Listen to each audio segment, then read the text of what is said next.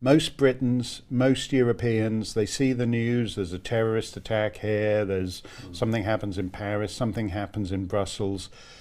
But the political class and even most European citizens do not even look at it in big picture terms. It's strange in Europe these days, the way in which we get caught up on these, something happens, something blows up, and in a few hours, we go back to the usual routine. The next day, sort of, within a week, before the funerals are over, everyone's sort of moved on. Right.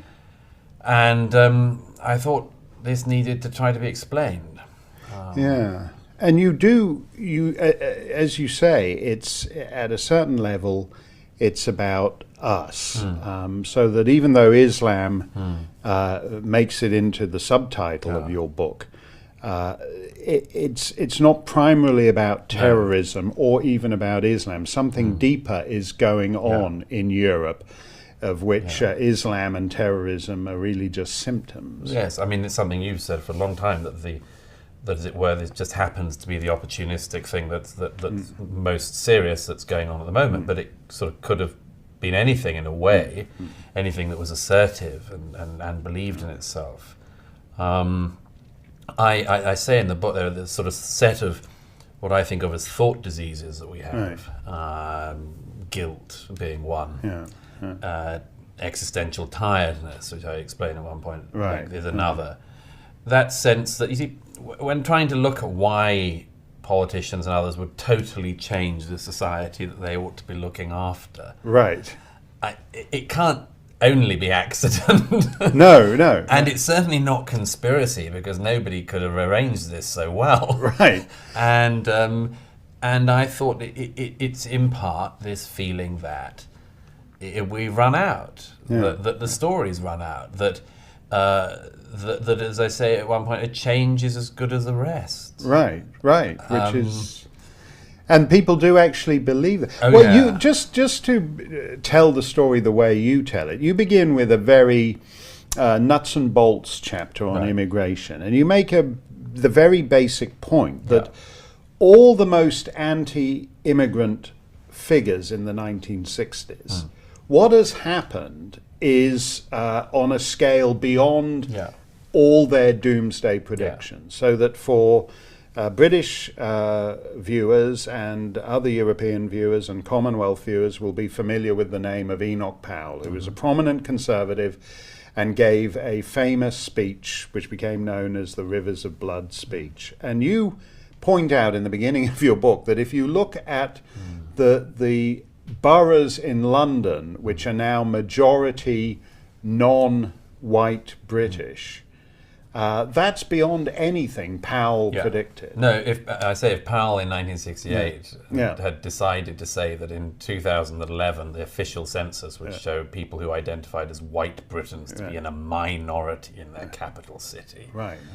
I mean, that would have caused. We think that the speech caused enough trouble as it was. That really, that would have got him, confined, I'd have thought. But people would have thought that he was just nuts, that there's no way that can happen that quickly. Yes, and as we all know, all the worst doomsayers were underestimating the situation. I mean, the other one is or one of the others I give is the example in France of this, I think, a ugly novel, Camp of the Saints, which has 1 million people landing on the shores of France, coming from the third world. And there's this interview I quote in the book where in 2011 the author of that novel that was published in 1973, thought to be absolutely explosive and so on, he's interviewed about the fact that quite a lot of what he said seems to have sort of happened. And at the end of the interview in 2011 on French television, the interviewer says, but you've got to admit, Jean Raspail, you've got to admit, the numbers never happen like that. And he says,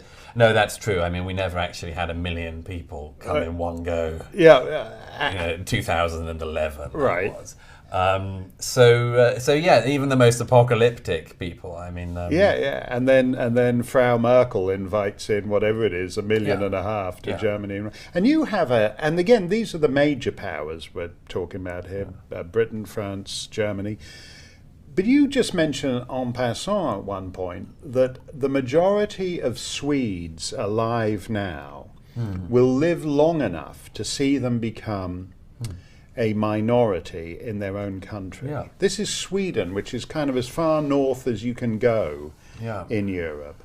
And it's also, I mean, it's interesting to me because with Britain, you know, the 1948 British Nationality Act made a quarter of the world's population British subjects. They did not distinguish in law between one of His Majesty's subjects from Kingston-on-Thames, Kingston, Ontario, Kingston, Jamaica. You can argue about whether that's a good idea, but it is a legal fact. Sweden is not anybody's idea of a great global empire. How do Swedes wind up becoming a minority in their own country? It's a very interesting case, of Swedish one. There were things that I kept on thinking may not apply to certain countries. I thought maybe, I mean, the Swedes have got no reason to have post-colonial guilt. No, I mean, there's a good argument for Britain having it for a bit, you know, but the Swedes, and then and also then the other bits of the guilt, of course, which I think is one of the fundamental things in Europe that we're going to have to shake off, but may not. You know, the Swedes don't seem like, they're not like the Germans, you know, who have like good cause to have recent guilt complexes and so on, and forever, you know, needing to apologize for what they think and feel and do. The Swedes, you know, you wouldn't expect that. Actually, all of the same things exist. I mean, the Swedes do have a kind of weird post-colonial thing. They have a guilt thing as well. They've actually, strangely, the further away they come from the war, the more guilty they feel about it, it seems. So it's just more quietly expressed, but they're all symptoms of the same thing. It's just ever so slightly different inflections in each country. Sometimes one country's facts are different, but the response is exactly the same. Yeah, there's an interesting phenomenon that goes on in Europe. When I first started writing about this, I guess, you know, shortly after 9/11, sophisticated people at think tanks and whatnot used to say, well, this is a completely banal reductio. Obviously, if you look at Pakistanis in Yorkshire, that's completely different from the experience of Algerians in Clichy-sous-Bois, or Turks in Hamburg, or and in fact, none of it is. It's like you could toss, you know, the Turks could be in Yorkshire and the Pakistanis could be in Clichy-sous-Bois, and it all seems to come out the same. Yes, I mean, well, that's one of the things that you've been on to longer than anyone. At any, you know, think tank, I mean, any public meeting, any political discussion, any television show, most of the time, and, you know, this one aside and a few others, but I mean, any, like, I don't know, BBC shows, you never get into the only thing that matters. It's you never get onto the important things. It's just time to sort of say, well, you know, there's a huge difference, isn't there, Douglas, between these people and that people. And you go, well, yeah, I mean, well, thank you, and that's that. You don't get the chance to say, what about this huge thing that's happening, and I think there are all sorts of reasons for that. One is that we console ourselves through this period by pretending it's not going on. But as I say at one point in the book, you know, the presumption we've had is that the lie of more than a generation is if you walk into the Italian islands or the Greek islands or anywhere else, you walk up through Europe, you become as European as anyone else, and you breathe the air of Voltaire and St. Paul and Dante and Goethe and Bach. And that's nonsense. I think it's highly unlikely that everyone who arrives in Europe arrives at the same slightly pained, wounded and tired view that modern Europeans find themselves to be in. I think it's highly unlikely they'll have just arrived and happened to be at the stage we're in our views of religion, for instance. No. You describe at one point you're in France and you visit the famous cathedral in which Charles Martel's remains are interred.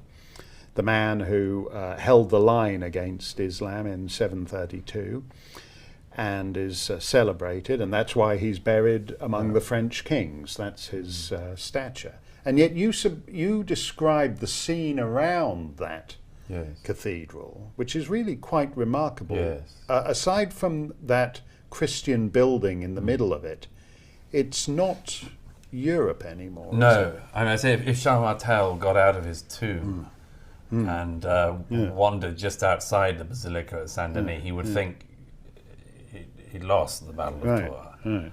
Right. It's a very strange and painful thing, this. The French, I think, are deeply pained by this. They don't know what to do about it.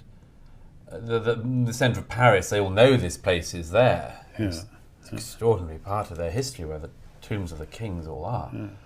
But they don't want to go there. And they wish it wasn't there. They wish it wasn't as it was. But it is.